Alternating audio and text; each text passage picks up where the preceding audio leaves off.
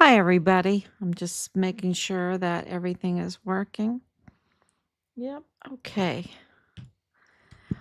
Hi, everybody. I'm just making sure. Okay, so hi, everybody. This is day 1610 days since Richard was premeditatedly murdered. It was a brutal murder. They dismembered him um, because they had to try very, very hard to cover up their crime. And because this involves law enforcement, uh, you know, um, absolutely, clearly, CID Tavita Nusa is a prime suspect. Lalani Hart is a prime suspect. Richard's platoon leader, Dallas Hart, is a prime suspect. They are absolutely embedded in the law enforcement community. Um, Embedded is probably not the right word. I think infiltrated in it, infiltrated. They weren't stopped. They weren't stopped a long time ago, and they've maybe embedded themselves in the system. And so, they absolutely know how investigations work. And then they did this crime, and it was brutal. It was very brutal. And why did they do it? Because Richard tore down their I would call it the El Paso cartel. The El Paso cartel. He threatened uh their trafficking network there in El Paso, uh, crossing over to the border into Juarez, and also, with the shipping, all the shipping containers, the tactical move storage unit. That's what the military calls these shipping containers. He threatened because he stood up to it. He stood up and he called it out. And of course, he wanted to be CID himself, so he reported it. He absolutely reported what was going on, and he feared for his life afterwards. We know that for a fact, that he feared for his life. So a lot of things that we have gone back to relook at and everything. It has a lot of value to keep all your information. There's a lot of value for your text messages and posts and letters. And, Richard loved to write letters, right? He wrote the letter to his Omi and Opie there from basic training. So, letters are worth a lot. Letters are worth a lot, y'all. Do not forget to even write like your Christmas cards, right? Write some letters. Make sure you're writing letters, not just text messages, not just emails. Put a stamp on it, send it, put it in hard copy right away. Your thoughts and your feelings and what's happening, because they're worth a lot. They're worth a lot. So, so here we are at 1,610 days. And, you know, uh, it's just amazing. I was listening to the AmFest. Hi, Anicia. Thank you for coming on the AmFest parts of it. And there was like this real theme, the theme, and then President Trump even posted something on his truth about how Christianity is coming back. Christianity is coming back. And the theme of the AmFest was Christianity, and what a wonderful thing, what a absolutely wonderful thing, because for decades now, I believe that, and I saw it with my own eyes in the military, and in Germany, I saw it with my own eyes, that there was tolerance for all other faiths, which is, we have freedom of religion, right? But when it came to Christianity, there wasn't the tolerance. There wasn't the tolerance. And today, something horrible happened. In Germany, and we lived there for 20 years. In Germany, during this time of year, during Advent, they have their uh, Weihnachtsmarkt, right? Their Christmarkt.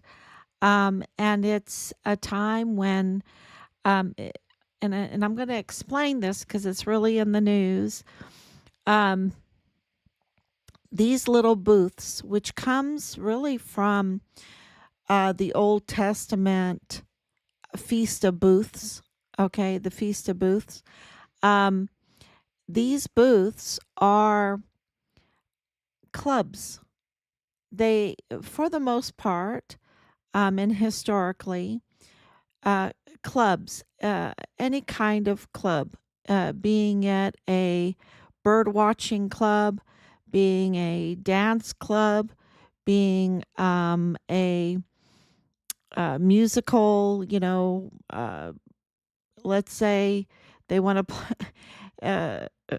a drums, a club, knitting club, carving clubs, um, flower arrangement clubs, whatever club, um, quilting club, any of these,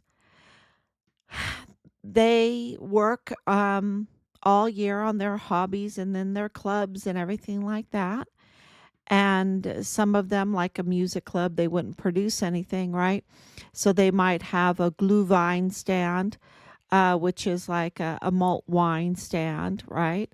They might offer something like that. They might do a potato poofers, Kartoffelpoofers. They're delicious with like some salmon or sour cream or something like this.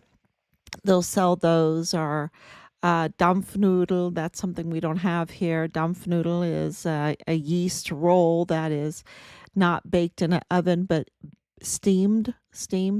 And and they'll offer, so they'll offer these food booths, and then the some clubs, maybe candle making club with beeswax or whatever, they'll have these beautiful candles that they sell. They'll have, all their arts and crafts, and they do amazing work.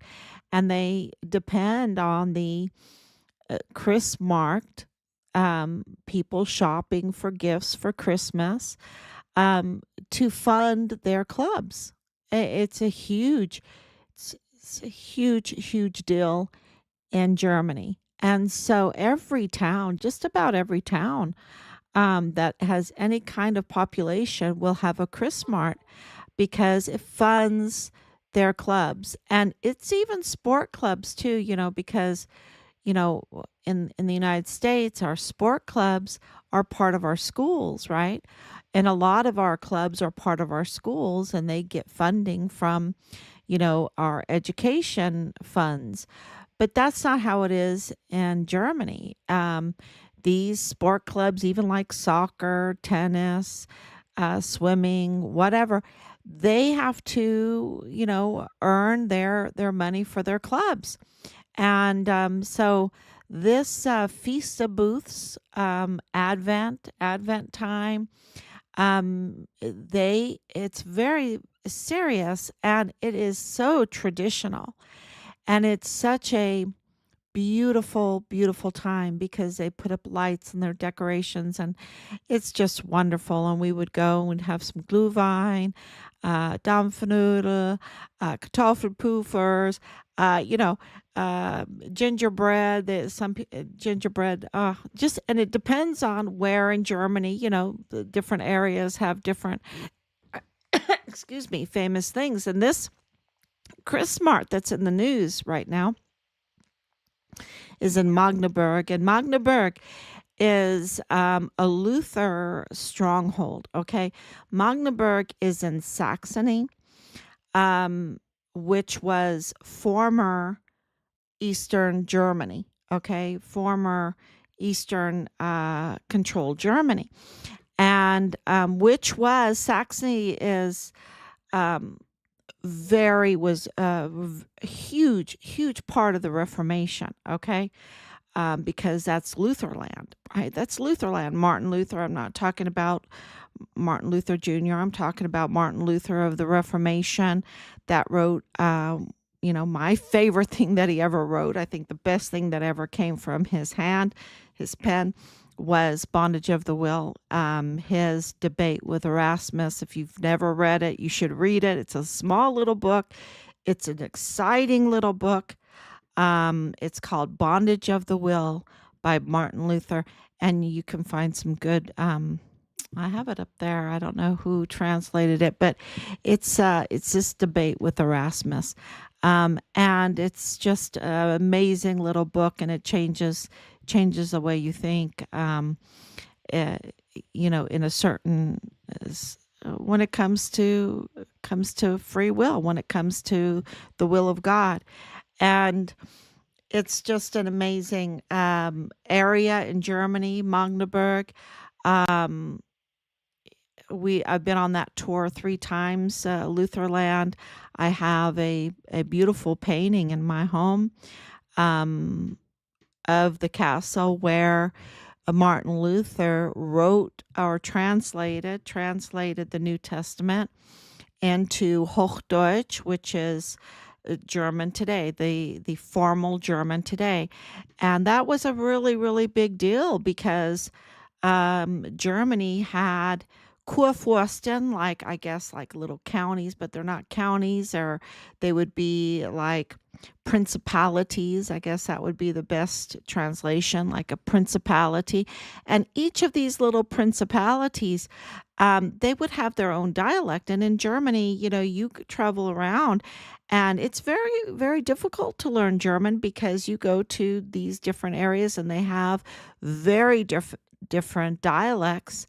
Um, and so, what Martin Luther did by creating Hochdeutsch was give Germany a common language, because you know, just for an example, and I'm getting to the point on how all this relates to Richard, because Richard knew all this. He was raised there. He was raised in Heidelberg. He was raised in near Kaiserslautern. He knew German. He knew all this, and I'm going to get to the point with what happened with this in during this Christmas market, and you know, but just to give you an example of the different languages, my grandmother for slippers, being on the border of France, would say Schlappe, Schlappe, right? That would be slippers.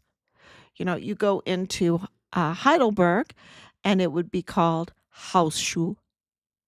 Schlappe and Hausschuh sound very different. But then you'd get into Saxony, and in Saxony, where Magdeburg is, you would call them Pantoffeln. So you have Pantoffeln, Hausschuh, Schlappe. Very different words. So what I'm saying there is a language. When I say there was a dialect, it's not kind of like New England compared to Texas, right? It's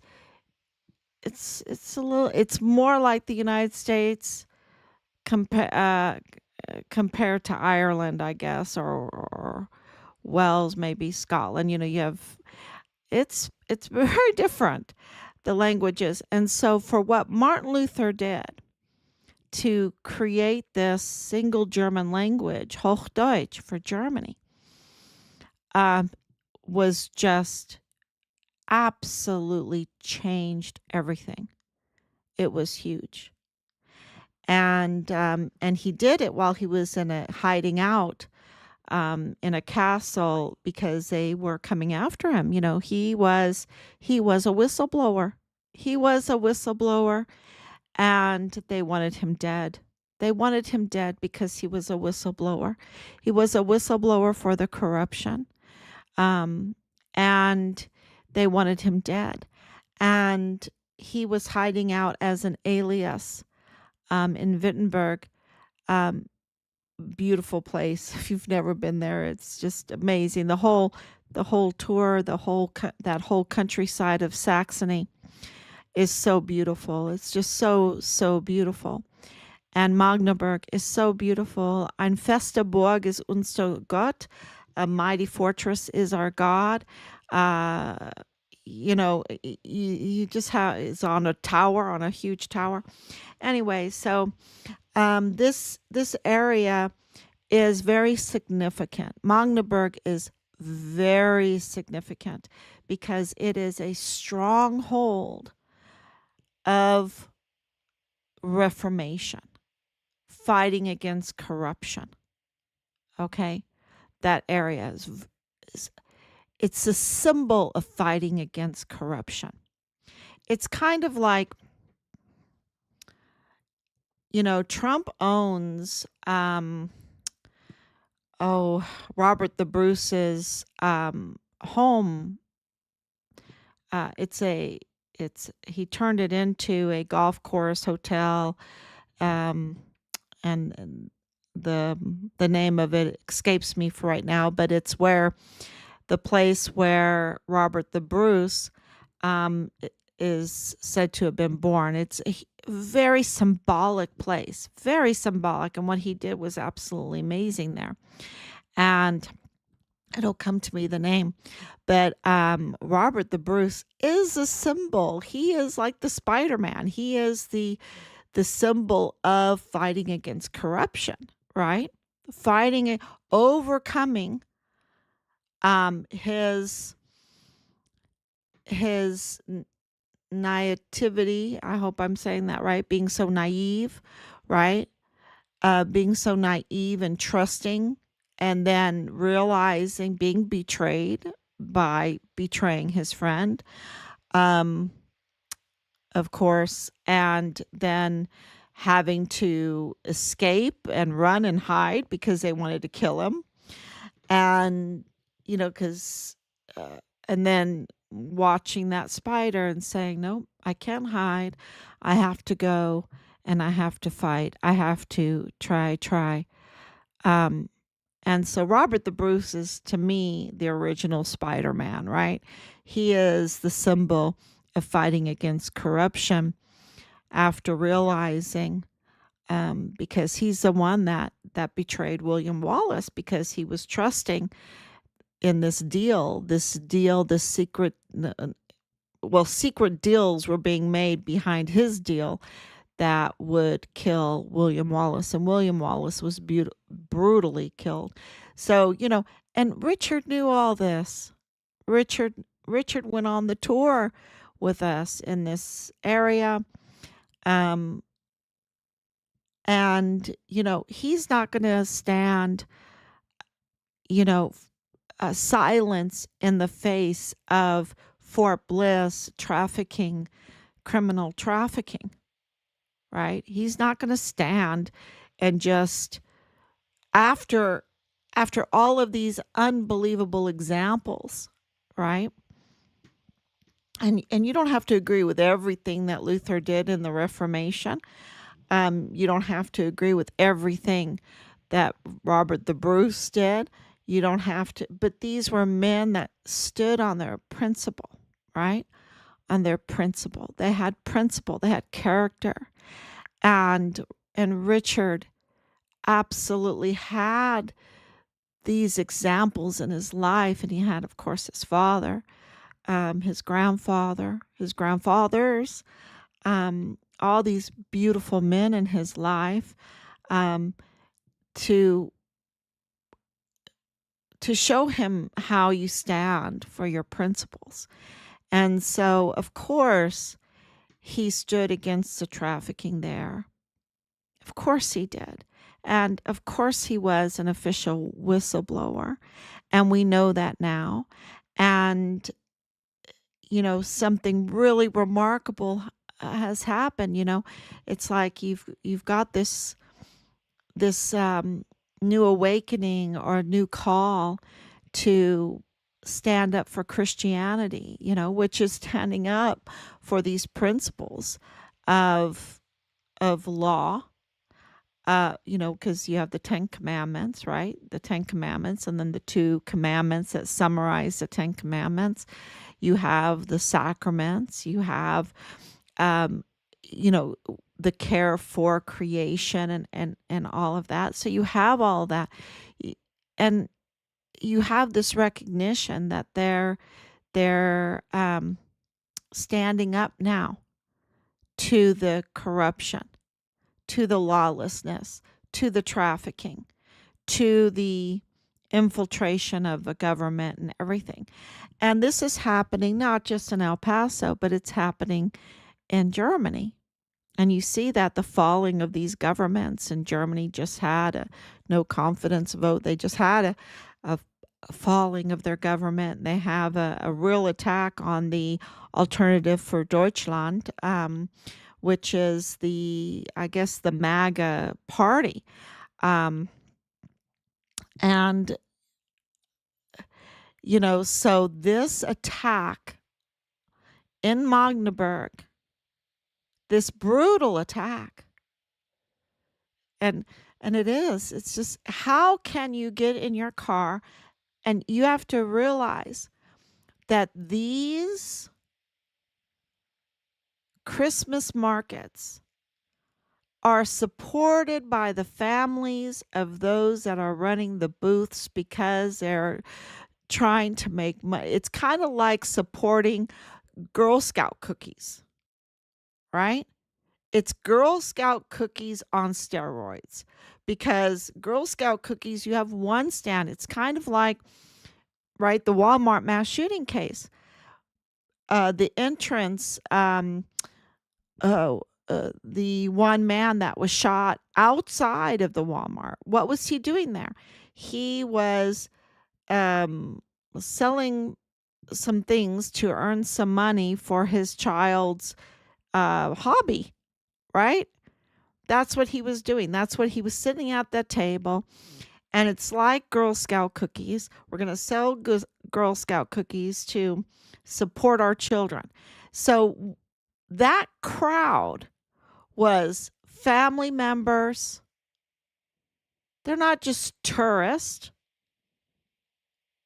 Uh, no way. That just makes it a little. They're not just shoppers.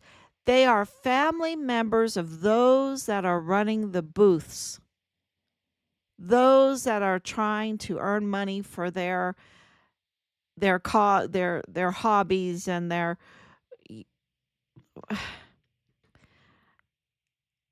for their clubs, for their clubs, for their culture. And for a car to drive through them to kill them is killing their culture, is killing their loved ones, right in front of their family members, right in front of their club goers, right? We're all trumpet players. We have um this booth so we can go play trumpets in different areas, during the year, and we're trying to earn some money, and that is their big earning time, is these Christmas markets. And they watch their family and friends are trying to support them, even some people in the club that might have, not had duty at that time to watch the booth, be run over. It is such an assault. It is such an assault. And it's done by what, a Saudi Arabian? But who is that Saudi Arabian working for? Because let me tell you, with Richard's case, you automatically know, you automatically suspect that there is a political aim here. This is a political attack. This is absolutely, they knew that this would make worldwide news coverage. My goodness, they released the video of the disaster that, all over the place, all over the place. This is absolutely a psyop, a message against, you know, a Christmas market, a a culture, families. It's just terrible. It's terrible. So please say prayers for those that live in Magdeburg, those that were there, the other people to have courage to continue their Christmas markets, to for the they've had every year they seem to have something like this. And I don't know why they don't put out up some really heavy duty boundaries with those plastic things. I don't know. um it is, and we know with Richard's case and his murder case that even with the canine and the other El Paso cop, that is Carzoli, um which, seems to have a real connection to New York, that I've labeled them the El Paso cartel. That's I've laid, I don't know if they're officially labeled the El Paso cartel, but they're El Paso cartel. And to find out what we did yesterday, and this is the thing, with God with you, who can be against you, right? They they try to think that they can get away with it.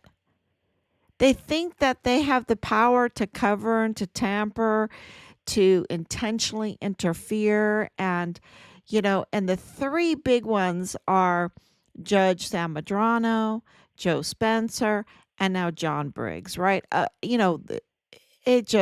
We have hard evidence. Um, with all of their tampering, we still have hard evidence. With all of their destruction of their trying to cover their tracks, and the hard evidence, it's I don't want to say it's humorous, but you have to smile because God is just holds them in derision. Right? You know that verse where God just holds them in derision. They they themselves give you they themselves provide the hard evidence of their criminal activities to you, to us, right? It was Lalani Hart that provided her confession of the worst type of crimes.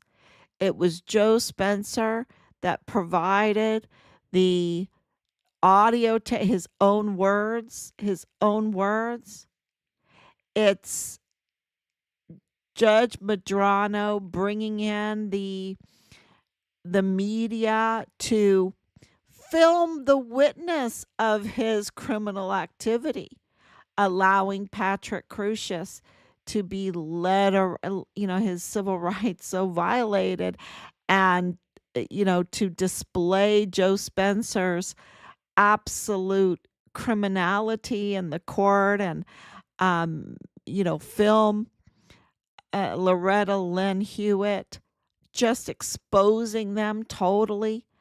I mean, they themselves provide the evidence that implicates them, that absolutely, uh, you know, will destroy them, will destroy their careers, absolutely, and will land them in prison. Will land them in prison. And they don't have to blame Richard. They don't have to blame the Gold Star family of Richard Halliday. They don't have to blame Team Find Richard Halliday. They just have to look in the mirror. And now we have hard evidence with John Briggs absolutely confirming that he was intentionally interfering with the case, that he was insubordinate, that he would not take calls from detectives about the Walmart mass shooting case. I wonder what other case he didn't take detective questions about or FBI questions about, or he didn't show up for meetings.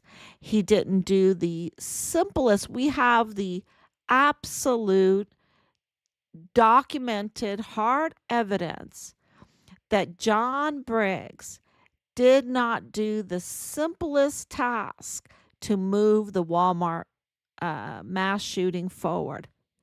That he was so insubordinate and not just with the Walmart case, okay? But this, I want to focus just on the Walmart case because that's Richard's case, right? But he was fired. He was fired, and they were having deals behind DA Yvonne Rosales' back. They were having secret meetings behind, with Sam Medrano, behind District Attorney Yvonne Rosales, the duly elected district attorney's back.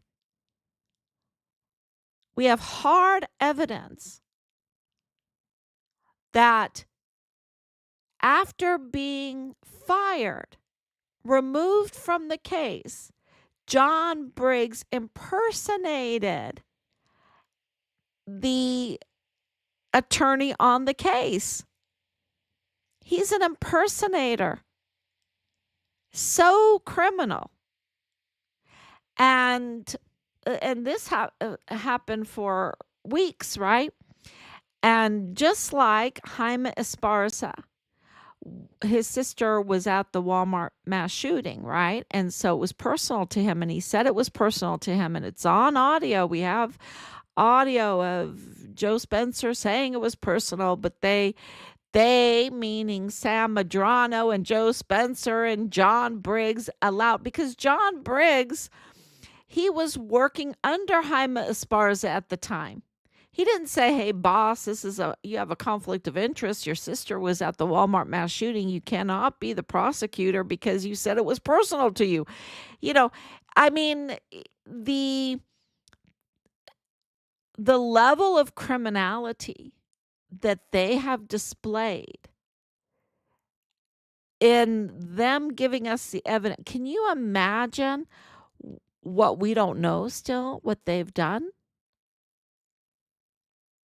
I mean, we have this huge, huge chip. I'm thinking about an iceberg, and you have the tip of the iceberg, but we have a big mountain part of the iceberg, and there's still stuff that, is underneath there.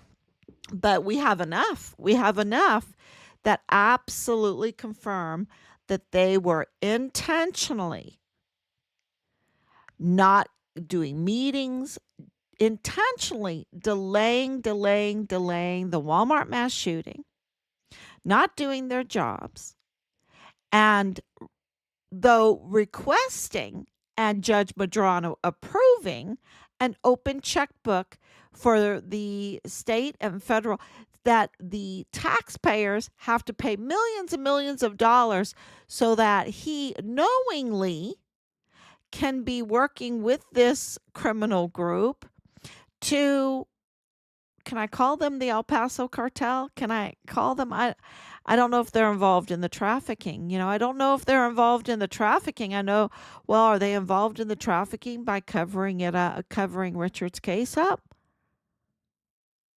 Is that them protecting the trafficking? Um, is that them being involved in the trafficking? Would that connect them, implicate them with the trafficking? Because we absolutely know that they were there. Judge Medrano, Joe Spencer, and John Briggs, to delay these cases, specifically the Walmart mass shooting case, to absolutely delay it so that it would not move forward, and that, having an open checkbook, they could just rake in the money. They can rake in the money, go have their parties. They don't have to do any of the work. They don't even have to take calls from the detectives. They don't have to take calls from their supervisor. They don't have to even, you know, Loretta Lynn Hewitt pointed it out, right? She goes, they wouldn't take my calls. They're not coming to my meetings. They're not, this is all political, that this case is political, and I'm not going to have any part of it. I am going to put in my resignation and protest. I am protesting this. This is my resignation. And and she absolutely testified not too long ago, recently, that the circumstances of Patrick Crucius's autism, that it wasn't just a minor part of the spectrum, that he was self-harming, that he was in special ed, that and this means a lot. It means a lot to me because it means that he doesn't have the fine motor coordination, the concentration ability to pull off a lone shooter. This is one more bit of evidence, of very good evidence. How do you change the clips? How do you handle the noise? How do you handle the smells? How do you handle just the whole orchestration of that as a lone shooter and a manifesto and uploading and everything like that? When you have a severe mental health condition that affects your physical ability to do things, it just doesn't happen. It just, the narrative is all wrong. And to even have the time to be racist, to be, to, he, and then he admits that he's not racist. And at the beginning of all of this, 5 years ago, when he came into the court and he's in his suit and he's shaking his head, no, looking with puppy eyes, I got the pictures, looking at, when they're telling him off. He's like, no, I'm not a racist, I'm not a race. He told that to Joe Spencer. And then now, 5 years later, what have they done to him? It looks like he's starving. He looks very raggedy. His eyes are empty. He doesn't have the puppy dog eyes anymore. He has cold eyes. I don't know if they have him on drugs. I would assume that, I don't know, being autistic, having a severe mental health, being in isolation. And then they put the orange suit on him. Then they put the chains on him. Then they're telling him how bad he is for 5 years, how bad, how bad, how bad. And we don't even know. We don't even know because they haven't put the trial out. See, this is the thing. They say, oh, he's been found guilty. Well, what kind of wheel and deal and seal was that? We've never seen the forensics. Where is the forensics on the bullets? Where's the forensics on the victims? Where the shots came from and everything like that? Where is the forensics? Just that one. Because let me tell you, Patrick Crucius, when he surrendered himself, he didn't have any bit of blood on him. It didn't look like it. He looked very, very clean. His shoes were clean. His pants were clean. His shirt was clean. They didn't even bag his hands. They didn't even bag his hands. And I don't even know if I'm allowed to really express that. And so, okay, so we know this. We know this about this case. Well, this case is Richard's case. Where are Richard's whistleblower complaints? What is the evidence that happened? We know that there were audits. We know that they were all over the barracks because of Halliday. We know that. We know that he was whistleblowing. We have the hard evidence for it. And yet they were tampering. We know hard evidence that they were tampering with his files. They were tampering. They were tampering to try. They couldn't succeed because they can't get it all. It's like they can't get it all with the Walmart case. A lot of people are involved. A lot of people are involved with Richard's case.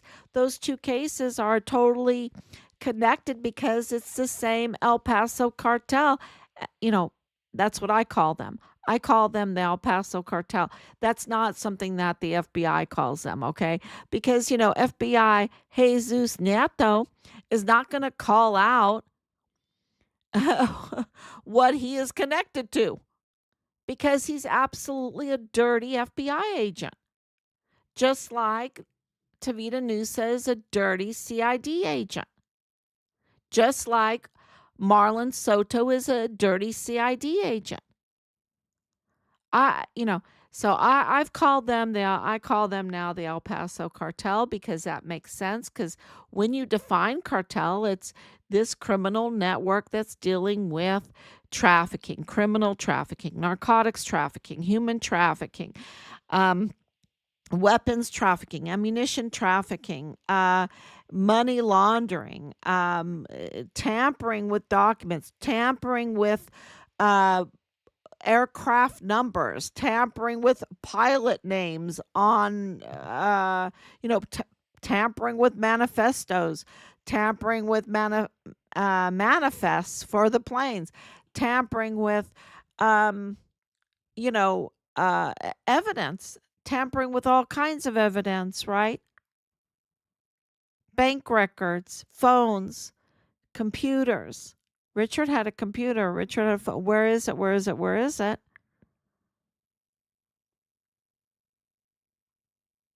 Where's his car? Where's his car?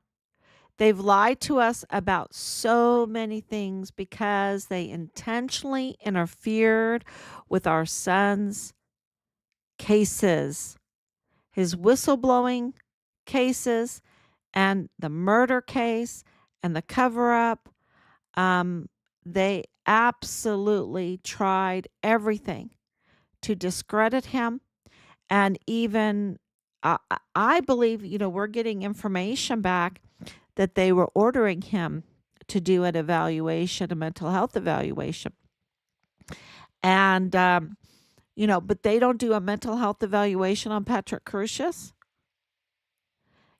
So they were really reaching to tamper, to discredit, um, and that is their MO. That is Bill Hicks's MO. That is Sam Medrano's MO. Well, in a different way. That is Joe Spencer's MO. That is John Briggs' absolutely MO. And we have all that hard evidence now that absolutely from them. And that is Leilani Hart's MO. And please understand that Tavita Nusa and Leilani Hart know John Briggs. They know Joe Spencer. They know, look, Jaime Esparza and Judge Sam Medrano are good friends. And he allowed him for almost 2 years to stay on the case because their intention always, and we have hard evidence of this, was to delay and have an open checkbook to pay for their delays because it was to keep a case going forward that would expose the El Paso cartel.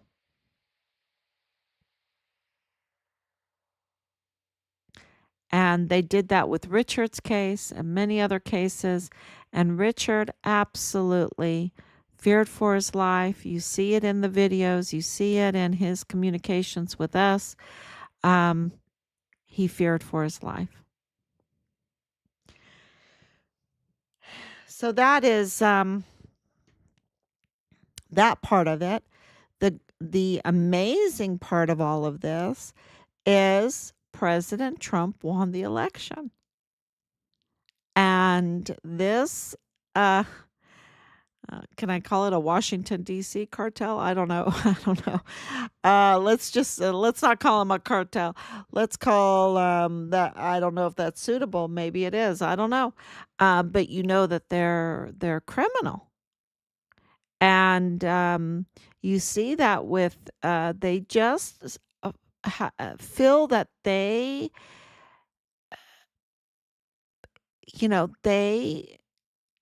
absolutely can extort us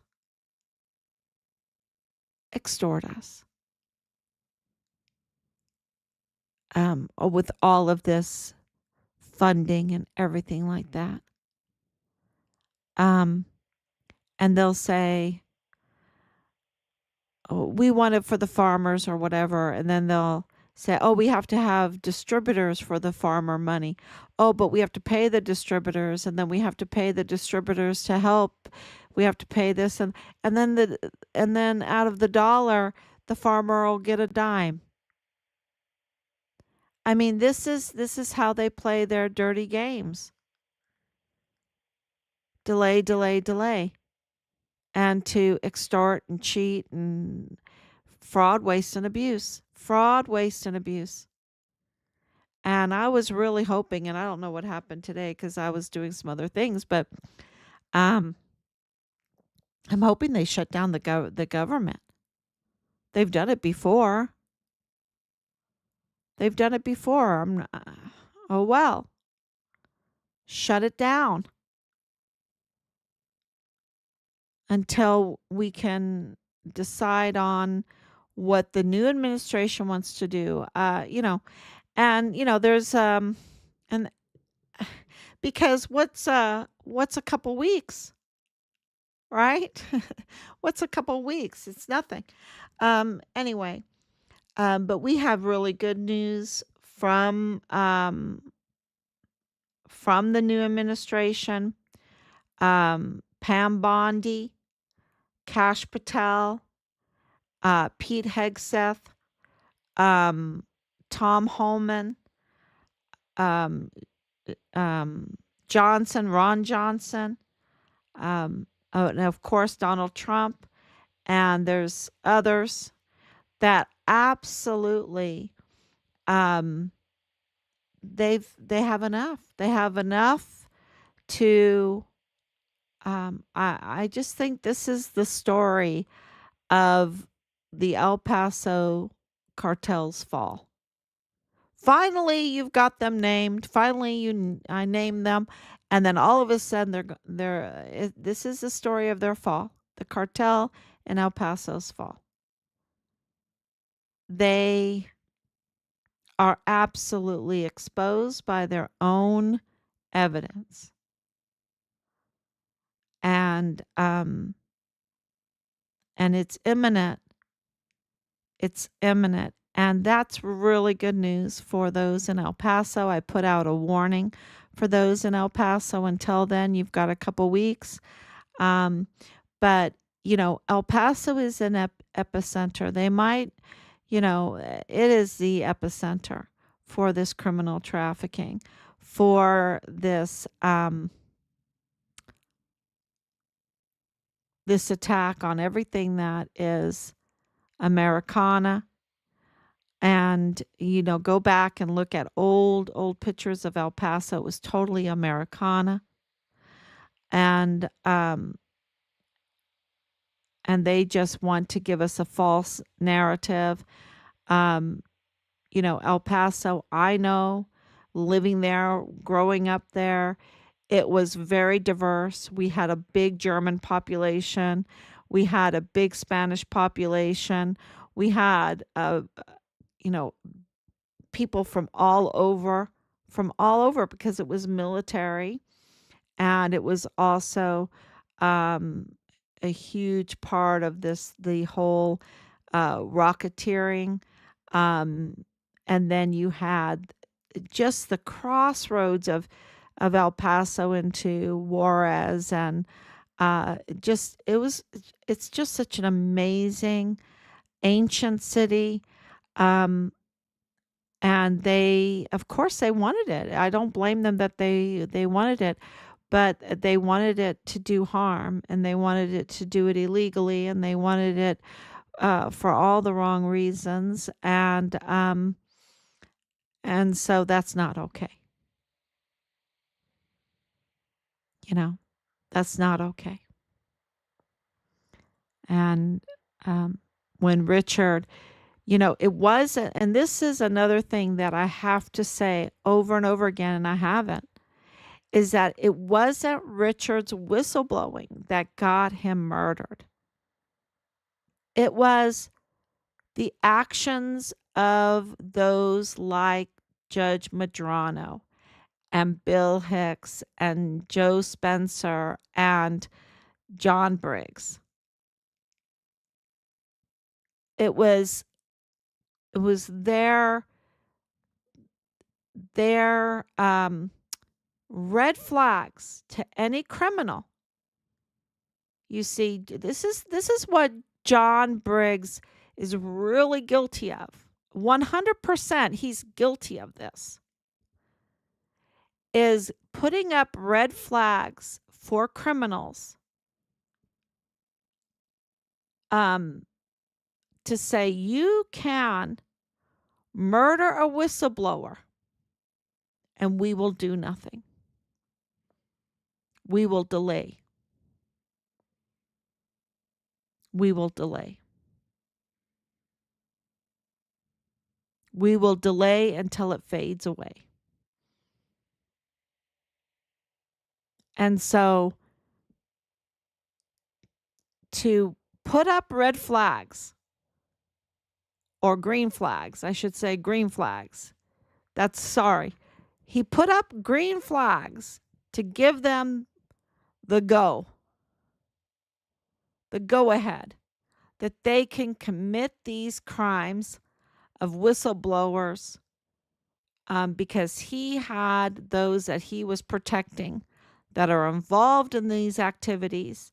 And so he put up the green flags to say, yes, you can do these things. And my job is to do nothing, to delay, and might tamper. I might have to tamper. I mean, look at Bill Hicks. He is the tamperer. He tampered with the 59 migrant cases, right? He tampered with them. He tampered with his timestamp. He is the tamperer. And there's other things that he tampered with, his documents. So his cases, many cases, he tampered with. So when you have a green flag to tamper, a green flag to murder, a green flag to carry out crime against, you know, those that um, don't want to live where the El Paso cartel is in control, then yeah, that's a crime. That's a crime. So, and we have that evidence, and more evidence has been coming in, and every day, the closer that we get to Christmas, the closer that we get to January 20th, people are coming forward with their evidence, you know. So we really appreciate the open records. We really appreciate the people that have kept their own records and are helping us. We appreciate our own records that we go back and look at and review. And, of course, the media records. There's just so much evidence because um, they've exposed themselves because of all the harm that they've done. And that means they've had to do a lot of covering up, and with every cover up, they expose themselves. So thank you so much. God bless you, and I hope you're getting ready for Christmas. And I'm really, really sad about this happening in Magdeburg. Really, it's it's just unthinkable. You, especially when you've lived in Germany for most of your life. Most of my life, I've lived in Germany, and when I was a young girl, there was like zero crime, like zero crime. You could leave your baby in the baby wagon out. They have these shopping zones, um, and this, it's outdoor. It's kind of like a mall, but outdoor mall shopping center. And you could leave your baby outside the store. You could go in the store briefly, like a bakery or a butcher or flower shop, and you can pick up what you needed. You didn't have to bring your baby in there. You could leave your baby outside, go in there. Never think twice about it. Never think twice.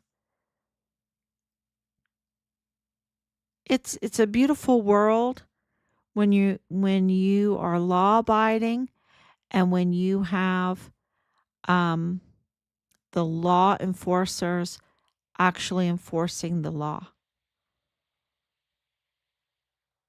and the judicial system actually doing the oversight. It's a beautiful world. And so our laws are beautiful, and it wasn't Richard whistleblowing that got him murdered. It was criminals that did it. Criminals that did it. And, I've heard a lot of people say, oh gosh, he's a whistleblower. Yeah, that's what got him killed. No, that's not what got him killed. No, it was criminals. So thank you, everyone. And he's a hero. And I had this dream, like a dream of this huge, beautiful fountain right in the middle of El Paso, with this gold angel blowing a horn. This gold angel blowing a horn, I guess because it was kind of like set in my mind through this gift I just received. Um, but this big fountain with this beautiful gold angel blowing the horn, and on the fountain base was in memory of Richard Carroll Halliday. You know, it's just right in the middle of El Paso. Should we have a big fountain? And why was it a fountain? Why was it a fountain? Water has memory. Water has memory. They've proved it. It's all very scientific and everything like that. It's really amazing. You can watch the guy from Japan. He's just really amazing. Water has memory, and water is it? It's the element for baptism of renewal into God's kingdom. It's the entry into God's kingdom. I don't know. I don't know why it was a fountain. I don't know why it was this beautiful, huge fountain with all this water and this beautiful gold angel blowing the horn. I don't know. If you if you know some symbols in there, if you have some input, please let me know. Thank you so much. God bless you. It's kind of like those mustard seeds, right? The mustard seeds. Anyway, thank you so much.